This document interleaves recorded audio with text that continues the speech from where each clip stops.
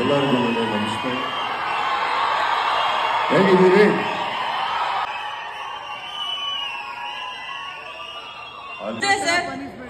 ಒಂದು ಇರಪ್ಪ ಒಂದು ನಿಮಿಷ.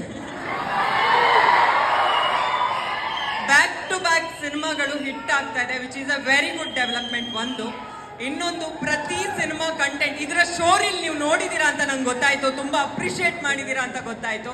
ಪೆಪ್ಪೆ ಸಿನಿಮಾ ಬಗ್ಗೆ ಏನ್ ಹೇಳ್ತೀರಾ? ಒಂದು ಒಳ್ಳೆ ಕಂಟೆಂಟ್ ಜೊತೆಗೆ ಯಾವತ್ತೂ ನಿಂತ್ಕೋತೀರಾ, ಎಷ್ಟೇ ಬಿಸಿ ಸ್ಕೆಡ್ಯೂಲ್ ಇದ್ರು ಕೂಡ. ಹಾಗೆ ಇಲ್ಲಿ ಇವತ್ತಿಗೆ ಸೇರಿದ್ದೀರಾ, ಇದರ ಹೆಸರೇನು? Mall of Asia, correct? ಇಲ್ಲಿ ಬಂದಿರೋರೆಲ್ಲ ಏನು ಏಷ್ಯಾ, ಇಲ್ಲಿ ಬೇರೆ ದೇಶದಿಂದ ಬಂದಿರೋ ನಮ್ಮವ್ರ ಮಧ್ಯದಲ್ಲಿ ನಿಂತ್ಕೊಂಡ್ಬಿಟ್ಟು ನೀವು ಕನ್ನಡ ಬೆಳೆಸಿ ಅಂತ ಹೇಳಕ್ ಹೋಗ್ಬೇಡಿ. ಅರ್ಥ ಆಯ್ತಾ? ಕನ್ನಡ ಬೆಳೆ, ನೀವು ನಿಮ್ಮ ಹಮ್ಮಲ್ಲಿ ನೀವು ಕೆಲಸ ಮಾಡಿ. ನಮ್ಮ ಜನನ ನಂಬಿ, ನಮ್ಮ ಭಾಷೆನ ನಂಬಿ ನೋಡಕ್ಕಾಗದಿರೋ ನೋಡಕ್ ಬೇಡ, ನೋಡೋರಿಗೋಸ್ಕರ ಮಾಡಿ. ಮನೆಯಲ್ಲಿ ಚೆನ್ನಾಗಿ ಅಡುಗೆ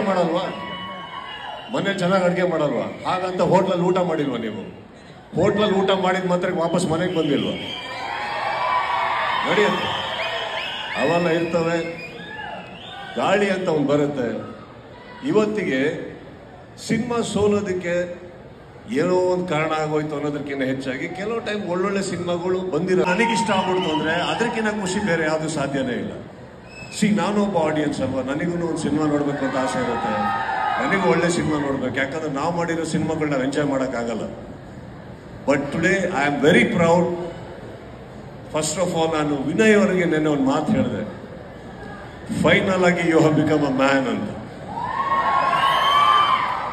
ಒಬ್ಬ ಚಾಕ್ಲೇಟ್ ಹುಡುಗ, ಪ್ರೀತಿ, ಲವ್ ಸ್ಟೋರಿ, ಇಲ್ಲಿಂದ ಒಬ್ಬ ಯಾವಾಗ ಒಂದು ಅಡಲ್ಟ್, ಒಬ್ಬ ಗಂಡಸಾಗಿ ಒಂದು ಪರದೆ ಮೇಲೆ ಕಾಣಿಸ್ಕೊಂತಾನೋ ಅಲ್ಲಿಗೆ ಅವನ ಹೀರೋ ಆಗಿ ಒಂದು ಜರ್ನಿ, ಒಂದು ಜನ್ಮ ಸ್ಟಾರ್ಟ್ ಆಗುತ್ತೆ. ಆ ಜರ್ನಿ ಈ ಸಿನಿಮಾದಿಂದ ವಿನಯ್ ಅವ್ರಿಗೆ ಆಗುತ್ತೆ ಅನ್ನೋ ಖಂಡಿತವಾಗ್ಲೂ ನಂಬಿಕೆ ಇದೆ ನನಗೆ. ಪ್ರೋತ್ಸಾಹ ಕೊಡೋದು ನನಗೆ ತುಂಬ ದೊಡ್ಡತನ ಅನಿಸ್ತಾ ಇದ್ರು.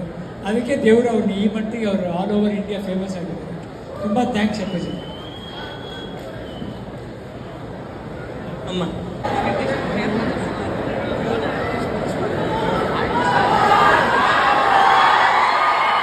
ದಯವಿಟ್ಟು ಒಂಚೂರು ಜಾಗ ಮಾಡಿಕೊಡಿ.